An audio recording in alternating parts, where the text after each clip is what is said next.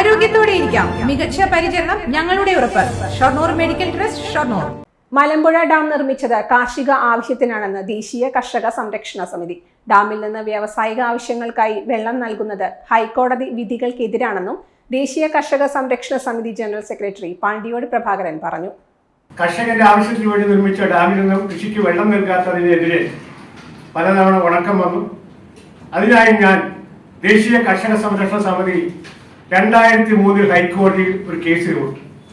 ഞങ്ങൾക്ക് അവകാശപ്പെട്ട വെള്ളം ഞങ്ങൾക്ക് തരാതെ മറ്റാവശ്യങ്ങൾക്ക് ഉപയോഗിച്ചു എന്നുമാണ് കേസ് കൊടുത്തു. അതിൽ വിധി വന്നു.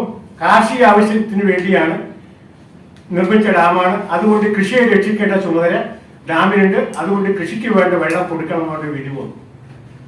പിന്നെ അതിനുശേഷം വ്യവസായങ്ങൾക്ക് വേണ്ടി ഒരുപാട് വെള്ളം കൊടുക്കുകയും കൃഷിക്കുള്ള വെള്ളം തികയാതിരുന്നപ്പോൾ 2018 വീണ്ടും ഞങ്ങൾ കേസ് കൊടുത്തു.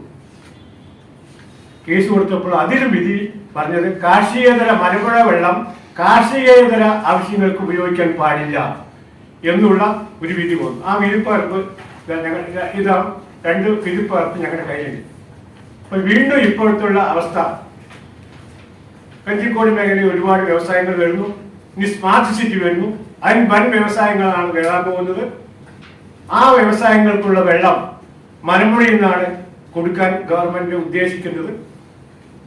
ആ വെള്ളം കൂടി കൊടുത്തു കഴിയുമ്പോൾ മലമ്പുഴയിലെ വെള്ളം കൃഷി ആവശ്യത്തേക്കാൾ കൂടുതൽ വ്യവസായങ്ങൾക്ക് വേണ്ടി ഗവൺമെന്റ് കൊടുക്കും.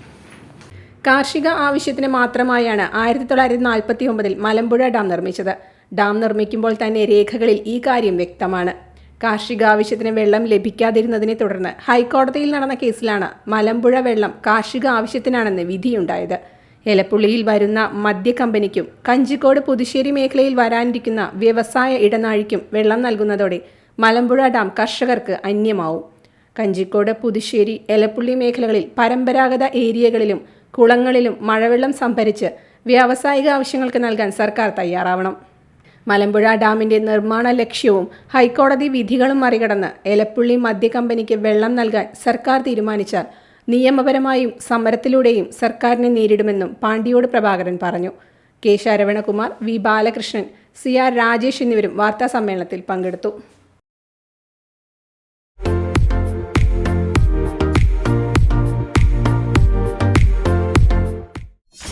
.വ്യൂ ന്യൂസ്, കാഴ്ചകളാണ് ലോകം, കണ്ടു തുടങ്ങുക.